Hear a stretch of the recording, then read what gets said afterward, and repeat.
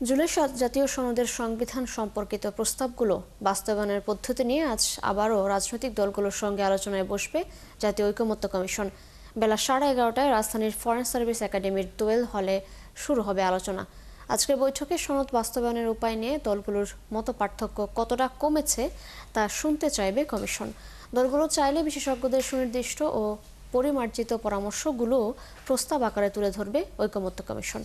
আগামী 15 অক্টোবরের মধ্যে দলগুলোর স্বাক্ষরের মাধ্যমে সনদের পূর্ণাঙ্গ রূপ দিতে চায় কমিশন। এছাড়া সকাল 10টায় অন্তর্বর্তী সরকারের প্রধান উপদেষ্টা ও ঐকমত্য কমিশনের সভাপতি অধ্যাপক মোহাম্মদ ইউনূসের সঙ্গে কমিশনের সদস্যরা বৈঠক করবেন বলেও জানা গেছে। 84টি সংস্কার প্রস্তাব নিয়ে তৈরি হচ্ছে জুলাই জাতীয় সনদ। খসড়া চূড়ান্ত হলেও বাস্তবায়ন পদ্ধতি নিয়ে ঐকমত্য না হওয়ায় আটকে আছে জুলাই সনদ।